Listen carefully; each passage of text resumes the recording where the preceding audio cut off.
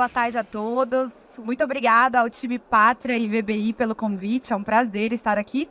Sou Maria Fernanda Violatti, Head de Fundos Listados do Research da XP, e hoje eu vou ter o prazer de bater o papo aqui com o Abud, que é sócio, fundador e Head do segmento de Office da VBI. E aí, Abud, tudo bem? Fala, Mafê, tudo jóia? Mais nada, obrigado aí por aceitar o convite, né? Sempre é um prazer pra gente aqui estar batendo uma bola contigo, uma fera do mercado aí, a pessoa que mais entende de fundos imobiliários, né? Então... Hoje eu tô aprendendo com você. Tá bom. Abud, mas antes de da gente entrar realmente no tópico dos fundos imobiliários, eu queria até que você explicasse um pouquinho, né, seja até da trajetória do Abud, onde se cruza aí justamente com a VBI, e até falar um pouco dessa fusão com o Pátria, para a gente entender um pouco, até porque o motivo e o que faz, né, dessa fusão ser uma fusão de sucesso. Não, vamos lá, acho que é interessante, né, porque é uma fusão que acabou de acontecer um ano atrás, né, ela é bastante oportunística e tem muito a ver com a história da VBI como um todo, né? A VBI a gente começou em 2006, sempre com o propósito de ser uma boa e grande gestora de investimentos imobiliários como um todo, tá? Atuar nos diversos setores, mas sempre com excelência, né? Sabendo o que está fazendo, atuando nos diversos segmentos do mercado imobiliário, né? Mas sempre com gente boa, gente que conhecesse o setor. Tá? E assim foi, ao longo desses 16 anos ali, até 2022, a gente sempre implementando isso. A gente teve um modelo de verticalização na VBI, onde cada expert tocava uma área, né? Então, pessoa de crédito, pessoal de crédito sabia tudo de crédito, e assim vai. E esse trabalho começa a ser reconhecido, né? Até que a gente começa uma conversa com o Pátria, que é a maior casa de gestão de investimentos da América Latina, falando, poxa, por que a gente não faz uma associação aqui, uma fusão? Tá? Acho que é benéfica para todo mundo, né? É um segmento onde escala é fundamental, tá? E o Pátria tem todo esse volume, né? A maior empresa de gestão, querendo crescer no segmento imobiliário. A gente, com toda essa expertise, todo esse conhecimento do segmento imobiliário, querendo crescer para um próximo patamar. Então foi uma união bastante interessante, né? Ao longo desse um ano já que a gente está atuando junto, a gente tem, né, atuado em diversas frentes, explorando as sinergias, né, atuando bastante nos investidores institucionais locais, que o Pátria tinha um excelente relacionamento, fusões, aquisições, fundos, né? Então tem sido bastante interessante para todo mundo, tanto para a gente quanto para eles, tenho certeza, né? Então agora, vamos lá, tem muito ainda para acontecer, a indústria está se desenvolvendo, então a gente está bastante otimista que temos bastante coisa pela frente para fazer, né? Muito bom, uma associação de sucesso literal, né? Acho que é só... espero, né? Acho que por enquanto tem sido e assim deve continuar, né? É isso aí. Entrando agora um pouquinho mais, né, na nossa seara aqui dos fundos imobiliários e tentando entender até um pouco do contexto, né? Nos últimos anos a gente viu cenário de taxa de juros em patamares elevados, desafiadores, e o segmento dos fundos de tijolos ali com dificuldade, né? A gente sabe descontos do secundário, a gente sabe que realmente era um cenário mais desafiador até, né, para eventualmente conseguir ali num momento tão oportuno, onde a gente via o imóvel sendo negociado a valores baixos, mas os gestores com dificuldade de conseguir captação, aí, captar recursos para justamente viabilizar, né, essas aquisições, entre outras questões. Acho que, né, na minha visão, o cenário que a gente tem feito a leitura é de uma perspectiva favorável e positiva, principalmente para essa classe daqui para frente. Mas pensando, a gente já viu aqui esse primeiro semestre, né, principalmente os últimos 4 a 5 meses, um comportamento positivo, principalmente marcado pelo institucional, né, o primeiro momento. Então, ou seja, os fundos de tijolos já respondendo aí com uma alta e impulsionando positivamente o IFIX, e diversos fundos, né, até alguns da casa, já deixando para trás aí alguns descontos em relação ao valor patrimonial. E eu queria entender a sua visão, né? O que são agora as perspectivas para os fundos de tijolos, o que está traçado daqui para frente para a classe como um todo, e aí depois a gente pode entrar segmento por segmento, e depois a gente pode falar um pouquinho mais de detalhes. Bom, vamos lá. É interessante porque, assim, o segmento imobiliário como um todo, tá? Sem falar de nenhum segmento, ele é totalmente correlacionado à taxa de juros e crescimento econômico, tá? Então, historicamente, você pode puxar com a análise histórica que você quiser, desde sempre. Se tem juros altos, você tem queda no valor dos imóveis, você tem queda no valor do IFIX, né? no IFIX absoluto. E quando inverte essa curva, ela automaticamente, os juros caem, sobe o imóvel, sobe o IFIX. Tá? Então, isso é totalmente relacionado desde sempre. O que a gente tem visto? Esses últimos anos, desde a pandemia, né, quando a gente começa, num primeiro movimento aí, com uma redução da taxa de juros, 2020 a gente vê uma retomada, uma acelerada do mercado de fundos, e a partir do momento que a gente vê uma crescente da taxa de juros, para totalmente o segmento, né, para o mercado imobiliário de uma maneira geral, que ele é totalmente dependente de crédito, então o crédito sobe, o custo sobe para o mercado imobiliário, dá uma estagnada no mercado imobiliário. E aí, a gente começa a ver também um fenômeno que é o seguinte: hoje a gente está comemorando que a gente tem 2.200.000 pessoas físicas investindo na Bolsa, né? Muito legal, é o crescimento do mercado, um amadurecimento da indústria, por um lado. Porém, por outro lado, quando a gente teve essa inversão da curva de juros, né, e uma queda do IFIX, isso foi exagerado, foi acelerado pelo pânico desses novos entrantes. Então aí a gente vê o IFIX caindo e caindo ainda mais, principalmente no segmento de tijolo, de uma maneira geral. E aí começa toda a ameaça, poxa, os shoppings vão acabar, o home office vai acabar com o escritório, né? Então a gente vê um pânico de uma maneira geral. Hoje, né, e essa taxa de juros tem se mantido elevada já faz um tempo. Hoje a gente vê uma perspectiva de redução de taxa de juros. Eu acho que, como você falou, o institucional no começo do ano começou a antever esse movimento, começou a se reposicionar, porque começou a pensar, bom, a taxa de juros vai cair, o imóvel vai subir, o IFIX vai subir, e eu capturo muito desse valor nos fundos de tijolo, né? E é isso que está acontecendo hoje. A gente está vendo o mercado reagir, os juros caírem, né? O mercado começa a dar essa reação e os investidores começam a voltar. Então, aqueles fundos que estavam descontados começam a diminuir o desconto. A gente começa a ver essa retomada do IFIX, que é o que tem acontecido aí nos últimos 3 a 6 meses. Né? O IFIX deve ter andado entre 10% e 12% ao longo do ano, que é justamente essa retomada aí dos valores. Poxa, mas ele está muito quente, já foi a hora. Não, nós estamos começando a reduzir o desconto que os fundos tinham num momento um pouco mais tenso da economia, de taxa de juros mais alta, né? Então agora, se concretizando, a gente teve o primeiro sinal de reduzida da taxa de juros, se concretizando esse processo de diminuição, a gente deve ter uma aceleração dessa retomada dos fundos de uma maneira geral, e o tijolo sempre se beneficia até mais quando a gente tem essa redução da taxa de juros. Os fundos de tijolo, de uma maneira geral, eles se beneficiam mais até, né? Então essa que é a expectativa. Então assim, posso resumir uma coisa? Tá andando e ainda tem espaço para andar mais, ou seja, para destravar mais valor ainda, né? Olha, deveria, né? Assim, tá, a gente tem essa visão, quando a gente olha os nossos fundos, né? Ao longo desse período, tá? Então fala, poxa, mas os fundos estão voltando para patrimonial, então significa que acabou o desconto? Bom, no primeiro momento pode até ser verdade, né? Acabou aquele desconto de patrimonial. Só que o que a gente tem que lembrar é o seguinte: esses fundos estão com a mesma patrimonial, ou patrimonial até um pouco mais baixa no momento de crise de reavaliação, há 3, 4, 5 anos. Né? Então a gente já começa a ver fundos aí. Essa semana teve o anúncio de um fundo de shopping que reavaliou o patrimônio em 15% para cima. Poxa, mas foi uma reavaliação mágica? Não, esses shoppings estavam amassados, né? Vinham ali, poxa, estava na hora. E isso a gente acredita em todos os fundos. Os nossos fundos da casa, quando a gente olha, está abaixo do custo de reposição, né? Eu não faço, se eu vender hoje todo o fundo, pego o dinheiro, vou comprar de volta, eu não faço de novo, né? E naturalmente, desculpa, Budi, até te interromper, mas naturalmente quando a gente vê um cenário macro convergindo ou direcionando aí para taxas de juros menores, isso a gente vê um reflexo justamente até no patrimonial, até nos valuations e tudo isso, ou seja, né? Isso.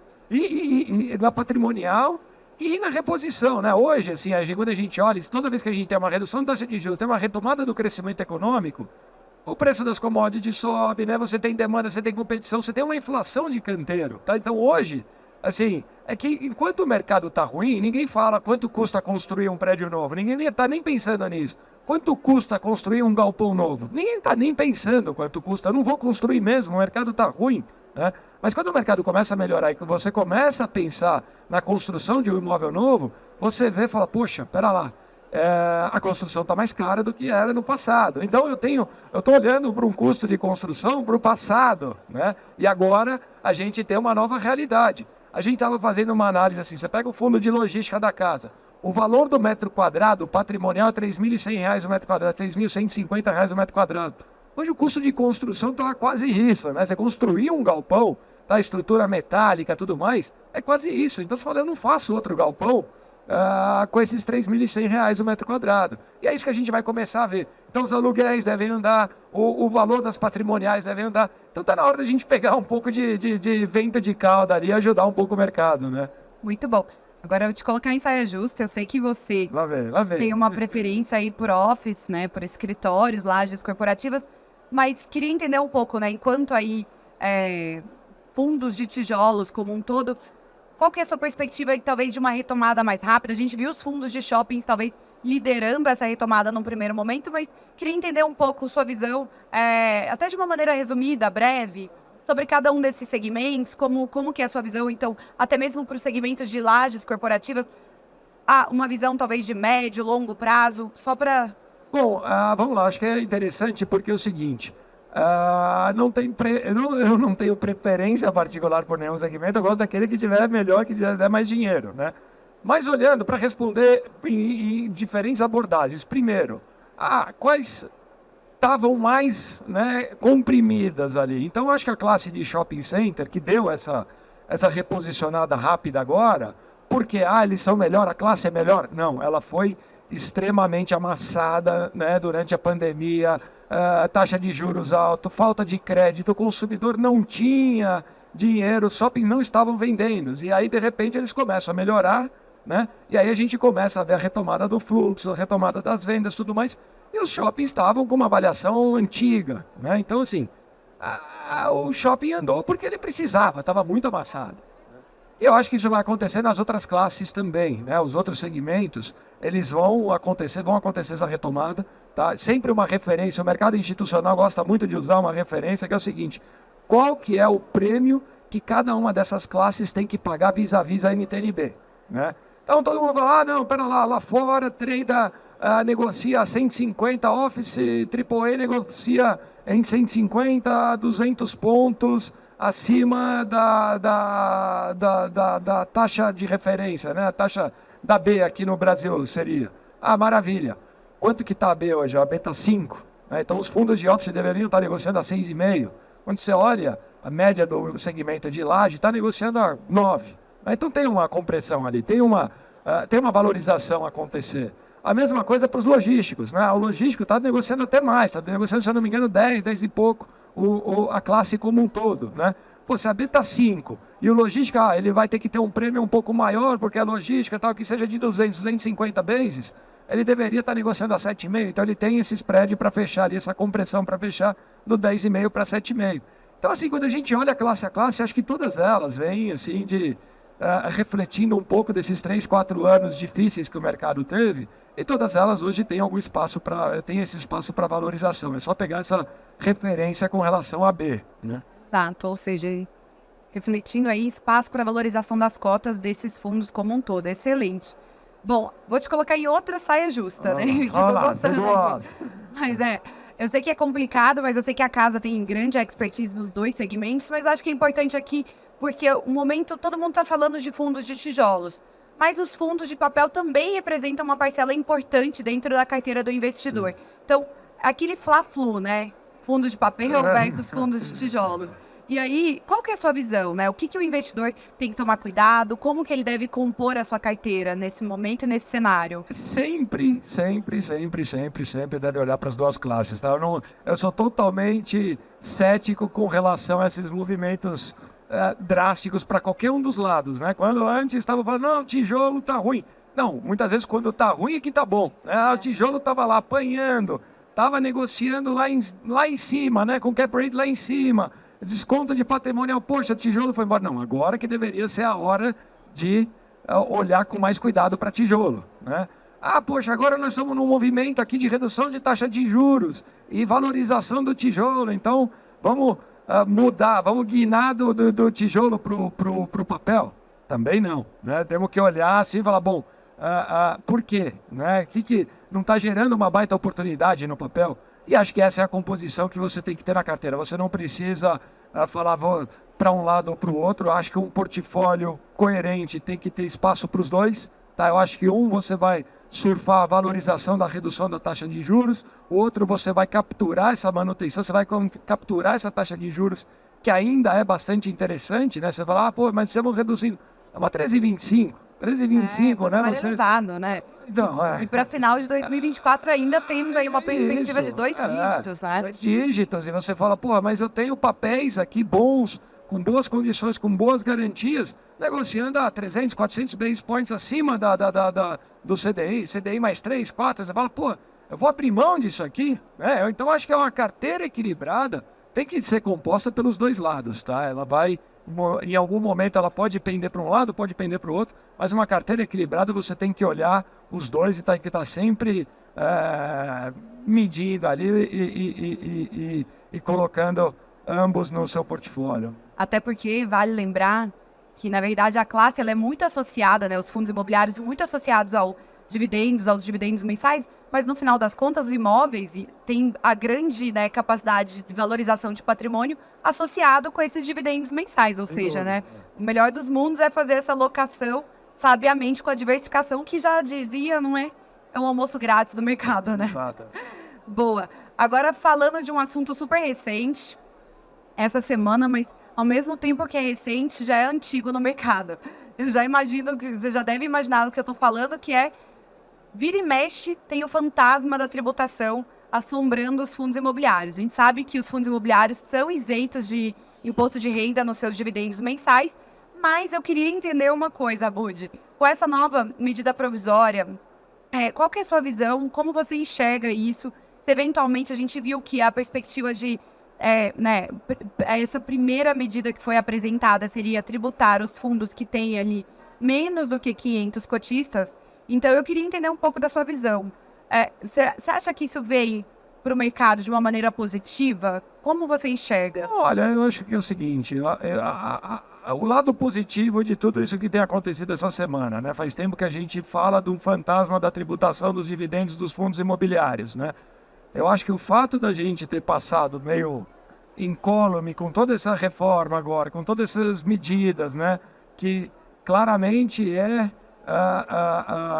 um processo de aumento arrecadatório, né, tributação de fundos, né, onde a gente conseguir, e o fundo imobiliário ficar de fora dessa conversa, eu acho que é uma vitória que vem já de bastante tempo, desde 2021, quando começou aquela onda, né, e a indústria começou a se mobilizar e a mostrar as vantagens da não tributação, dos incentivos que o fundo imobiliário, ao ter, né, ele gera. Eu acho que isso fica bem solidificado, né, falando, olha, então tá bom, não vamos mexer no fundo imobiliário como um todo. Esse é o lado positivo. Até a medida, a maneira que ela já veio de uma maneira muito mais positiva do que anteriormente. Né? Exato. Antigamente eu acho que o movimento estava muito mais forte no sentido da tributação. Então, da forma como veio claramente, né, uma medida de tributação, de tentativa, né, de coibir aquelas simulações patrimoniais, aqueles fundos, né, os fundos dos super ricos, tudo aquilo que está se falando. Então veio no sentido de tentar coibir aquela iniciativa da simulação patrimonial. Então, poxa, pera lá, fundos com 50 cotistas, você acaba tendo a isenção porque você conseguiu 50 cotistas. Mas que tipo de cotista, né? Qual o volume? Bom, qualquer tipo de cotista está valendo? Então pera lá. Isso dava brecha para que alguns fundos patrimoniais, claramente, única e exclusivamente, né, de abrangência patrimonial, tivessem os 50 cotistas e tivessem isenção. Então aumentou-se para 500, né? Poxa, 500 talvez seja muito, vamos ver se consegue ficar no meio do caminho, mas, né, atacou numa linha que não prejudica a indústria, né, o mercado como um todo. E a segunda ponta, que é a única parte ali que é um pouco mais preocupante, está falando que sejam efetivamente negociados. Essa é a parte que preocupa. O que significa efetivamente negociados? Mas, de uma maneira geral, acho que tudo que veio, né, veio bem mais soft do que a gente estava preocupado do que poderia vir no passado. Até se efetivamente negociados, gera aqui algumas questões, né? Será que é liquidez que está sendo Então, volume observado? diário, Será que é né? o volume, né? O que Porque senão só vai aumentar o número de pessoas que você precisa. Antes, com 50, eu tinha um fundo isento, agora eu preciso mudar para 500. Então, eu vou distribuir uma cota aqui para cada um e tenho 500 e continuo, né? E eu acho que, da maneira como está, talvez ela venha até para resguardar a própria característica do produto, né? Então, assim, resguardar a própria indústria dos fundos imobiliários. Então, eu vi até de uma maneira positiva, porque no final das contas, se isso, né, pode ser que a gente tenha aí algumas alterações nessa questão da quantidade de cotistas, enfim, mas se isso realmente acontecer, essa medida passar e for aprovada, a gente tem esse fantasma também ficando para trás. Fica para trás, eu acho que assim, a indústria passou muito tempo especulando e com esse fantasma, não, vai tributar, e sobe, cai. Eu acho que toda essa movimentação que teve nesse sentido foi bastante interessante para deixar para trás essa questão e vamos focar onde realmente dá para evitar esse tipo de simulação, né, de fundos que não são de fato negociados, que não estão de fato gerando benefício, estão girando a economia, estão só, né, um arcabouço patrimonial de algumas poucas famílias, né? Então acho que isso acaba sendo bem positivo, né? É muito bom. Bom, e agora fazer uma última pergunta aqui para depois a gente abrir para perguntas de vocês. Eu queria entender um pouco em relação às possibilidades daqui para frente, as expectativas e também um pouco até. A gente sabe que tem algumas questões regulatórias que talvez possam impossibilitar desafios. Eu queria entender da sua visão, os fundos imobiliários como um todo, como você enxerga eles daqui para frente e quais são os potenciais aí que você enxerga de mercados para os FIIs para serem desenvolvidos? Bom, o fundo imobiliário é um instrumento financeiro extremamente interessante para o investidor, o pequeno investidor, pessoa física, né? A gente vê essa evolução, então ele tem capturado muito disso, ele tem sido a porta de entrada de muitos investidores, né? Então, quando a gente olha o IPO do primeiro fundo imobiliário que a VBI fez em 2012, a gente tinha 100 mil investidores, pessoa física, no mercado geral, né? Hoje a gente está com 2 milhões e 200, isso em 2012. Hoje a gente está com 2 milhões e 200. Então o crescimento é bastante contínuo, né? Aí a gente já falou, pô, mas já temos 2 milhões e 200, então o mercado já andou, já se consolidou, já está estabilizado? Não, isso é muito pouco ainda perto do todo, né? A gente tem isso aqui com um universo de 200 milhões de habitantes no Brasil, a gente tem 1% da população investindo em fundo imobiliário. Esse número nos Estados Unidos é da ordem de 45%, 50%, né? Então a gente tem uma possibilidade de incremento muito grande, né, de mais e mais pessoas físicas começarem a testar esse instrumento e começarem, né, a cada vez mais aportar. Então a gente tem uma possibilidade de crescimento da indústria como um todo. Isso sem falar das outras classes de investidores que há muito tempo vêm namorando, vêm olhando e ainda não entraram de fato, né? Então a gente começa a ver um movimento cada vez mais forte dos institucionais virem para os fundos imobiliários, né? Então, assim, cada vez mais as fundações, os fundos de pensão estão olhando o fundo imobiliário como uma alternativa de investimento imobiliário, de diversificação de patrimônio, né? Se no passado eles tinham investimento direto, eles compravam o imóvel, o que eles estão vendo é que, poxa, eles não têm condições, não têm equipe para administrar um portfólio imobiliário. Então, eles começam a olhar os novos investimentos, a grande maioria deles via fundo imobiliário. Só isso já começa a gerar um índice de aumento de liquidez, né? Você começa a se sentir mais confortável com o setor e aí você, por tabela, começa a atrair outras, né? Então, os fundos multimercados, já que tem liquidez, conseguem investir, né? Os institucionais, enfim, vira uma bola de neve que a gente fala, pô, tá muito legal que a gente tem 2 milhões e 200 mil pessoas físicas, isso representa 75% do mercado, mas esse mercado tem que triplicar, né? Tem um potencial muito grande. Então é essa a nossa expectativa. A gente acha que o mercado vai crescer, vai decolar, né? Tem muito para acontecer. E uma outra coisa que também a gente já começa a ver, um outro fenômeno que a gente começa a ver, algum tipo de consolidação, né? A gente tem, apesar de ter um mercado menos de 10% do que a gente vê no mercado americano, a gente tem o dobro de fundo imobiliário do que existe no mercado americano, sabe? Então a gente começa a falar, poxa, precisa mesmo ter 450, 500 fundos imobiliários listados, né, com esse número todo? Você já está antecipando as minhas perguntas. Aí pergunta isso. Se a fusão, essa junção com Pátria também é um pouco do reflexo do que a gente pode ver de comportamento daqui para frente em relação a outros fundos imobiliários, né? Então, minimamente um ser adquirido pelo outro, ou Não precisa nem olhar daqui para frente, podemos olhar daqui para trás, né? Hoje, um ano depois dessa associação com o Pátria, a VBI está com Patissé, Patielli, né? A gente fez a Blumacol, né? Então vieram 4 fundos da Blumacol, agora fazendo Bari, tem o Velol, né? Então assim, a gente iniciou esse processo, né, internamente há um ano atrás, e avaliar oportunidades, avaliar, né, potenciais você fundos. acha que esse é um comportamento esperado do mercado?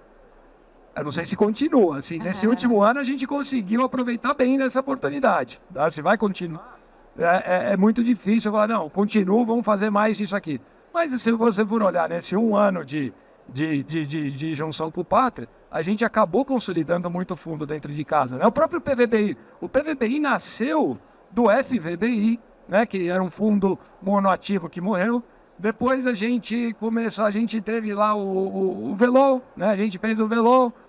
Então, assim, agora nós estamos trazendo os imóveis do Patissé. Ou seja, o PVBI por si só já está um consolidador, um agregador de outros fundos, né? Então, deveria ter espaço para continuar. Tá na carteira, hein? Na minha carteira. Olha lá. Brincadeiras à parte. Quero só aproveitar, antes da gente passar aqui, então, para dúvidas, deixa uma mensagem aqui para quem está nos acompanhando aqui, e principalmente porque muitas pessoas, às vezes, sejam assessores ou até o cliente final que está aqui, só para entender um pouco da cabeça ou de pontos de atenção que tem que ter, até sobre a classe ou sobre comportamentos, às vezes aquela questão da psicologia financeira, a pessoa toma decisão, o efeito manada, enfim. Isso é bastante importante, a gente fala muito. Assim, olha, o investimento em fundo imobiliário ele é muito interessante, ele é muito legal. É uma porta de entrada, muitas vezes, no mercado financeiro, nos instrumentos financeiros que existem disponíveis, tá? A única coisa que a gente pede, não se deixe levar pela primeira impressão. O que é melhor? Um fundo que paga 15% ou um fundo que paga 12% ao ano, né? Não sei, não dá para tomar essa decisão baseada única e exclusivamente no dividendo que você está vendo dali para trás, tá? Então, gasta um pouco mais de tempo, tá, para olhar o que você de fato está levando. Muitas vezes você pode tomar uma decisão de investir num fundo que está te rendendo 15%, mas ali na frente você tem uma parede, tá? Ou você está investindo num fundo que ele vai te pagar menos, mas ele é constante, ele é um reloginho, ele não para, né? Então, não se deixe levar pela essa primeira impressão. Gaste tempo, estude, analise histórico da gestora, portfólio e tudo mais, conversa com os assessores, enfim. Eu acho que essa indústria ela é muito interessante, mas ela requer um pouco de atenção, tá? Você tem que gastar um tempo analisando, estudando aquilo que está sendo efetivamente investido. Excelente, ou seja, entender bem os portfólios e os gestores que estão por trás desses fundos, né? Exato, acho que fundamental. Isso diz muito, né, sobre o que você está comprando, que tipo de produto, qual o perfil, qual a cabeça do gestor, qual o histórico, o que vem, né? Eu acho que isso é bastante importante na sua tomada de decisão. Se tiver dificuldade, também pode ler meus relatórios, Exato, né? A carteira da Mafê Vender meu peixe aqui também. Carteira da Mafê, enquanto eu tiver BBI, a gente tá feliz. É isso aí. Pessoal, então eu quero agradecer aqui o tempo da Bud, mas antes da gente encerrar, vou passar aqui e disponibilizar, a gente acha que tem tempo aqui para uma perguntinha, então se alguém quiser fazer essa pergunta, é uma oportunidade, né? Estar aqui frente a frente com o gestor, tirar sua dúvida. Fique à vontade aí. Quem é o primeiro? Vamos aproveitar essa oportunidade, não é todo dia, né? Ou então, se vocês se sentirem mais confortáveis, pode procurar o Abud aí diretamente. Talvez, Estamos aqui, se não quiserem se expor aqui, fiquem à vontade, o Abud responde vocês. Bom, agradecer aqui a atenção de todos vocês, agradecer ao time VBI, a Ju e a Gi e a todo o time também, ao Abud, muito obrigada, ao time Pátria também. A gente que agradece a sua participação, sempre um prazer e uma honra para a gente ter você aqui. Obrigado. Obrigada, pessoal.